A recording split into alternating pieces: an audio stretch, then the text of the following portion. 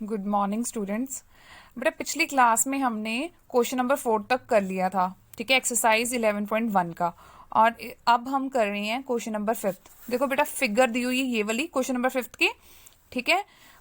Gift is a parallelogram GIFT। बेटा ये parallelogram दिया गया है और बीच में GF जो उन्होंने बता दिया कि डायगनल है, ठीक है। इस पूरे पैलोग्राम को GF बाइसेक्ट कर रहा है दो ट्रायंगल्स में से।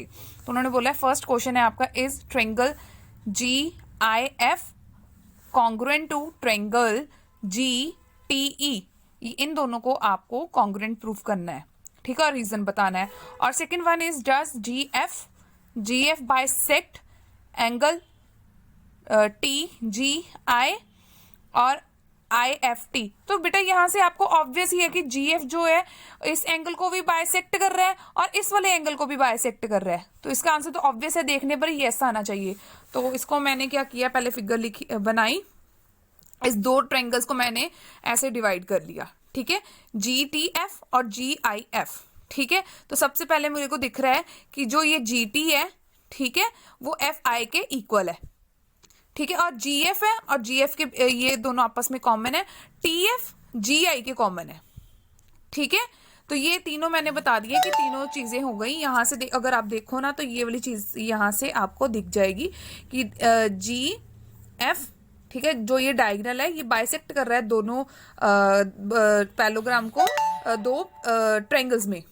तो यहां से मेरे को दिख रहा है कि GT जो है वो FI के इक्वल है और GI और TF के इक्वल है और बीच में GF कॉमन है। तो by the help of SS congruence rule दोनों ट्रायंगल क्या हो गए आपके कॉन्ग्रुएंट। फर्स्ट पार्ट हमारा सॉल्व हो गया। सेकंड तो मैंने पहले ही आपको क्वेश्चन में बता दिया था कि हाँ जी GF जो ये डायगोनल है वो दोनों ये वाले एंगल और इस वाले एंगल को बाइसेक्ट कर रही है। तो इसका आंसर होगा yes, GF bisect angle TGI and angle IFT।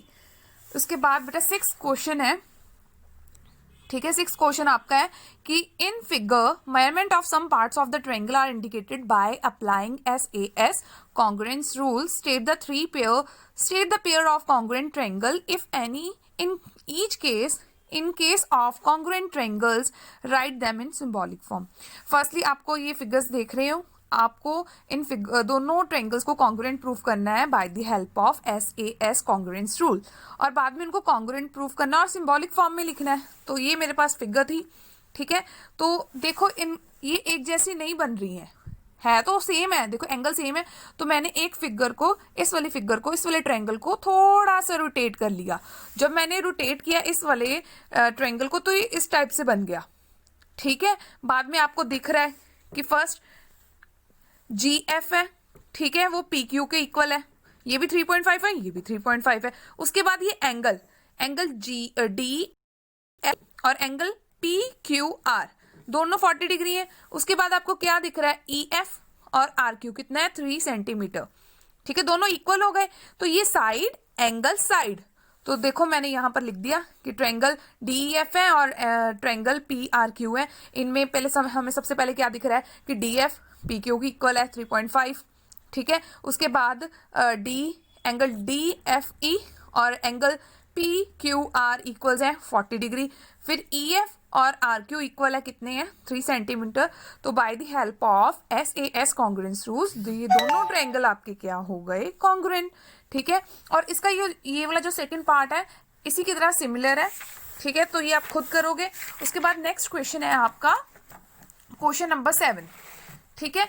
इसमें क्या है कि in figure some part of triangle are indicated by applying SAS congruence rule।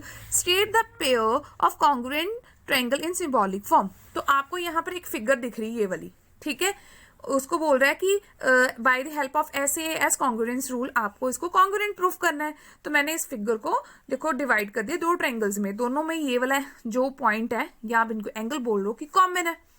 तो मैंने क्या किया, इस फिगर को इस तरह बना लिया। तो मेरे को यहाँ पर O कॉमन दिख रहा है, ठीक है। तो मैंने इस देखा, इन दोनों ट्रायंगल्स को ध्यान से देखा, एक OCA ट्रायंगल बन रहा है, दूसरा OBA। देखो इधर इसको ऐसे और इसको मैंने इधर ऐसे थोड़ा सा रोटेट कर लिया। सबसे पहले मुझे OC और OD इक्वल दिख रही है, वो कितनी है, 2.8 सेंटीमीटर। उसके बाद मेरे को क्या दिख रहा है कि AC या CA और DB इक्वल है कितने 4 सेंटीमीटर। और उसके बाद ये जो पॉइंट कॉमन है मीन्स ये एंगल आपको यहाँ पर कॉमन है, एंगल COA और DOB यहाँ पर इक्वल है आपके पास, ठीक है।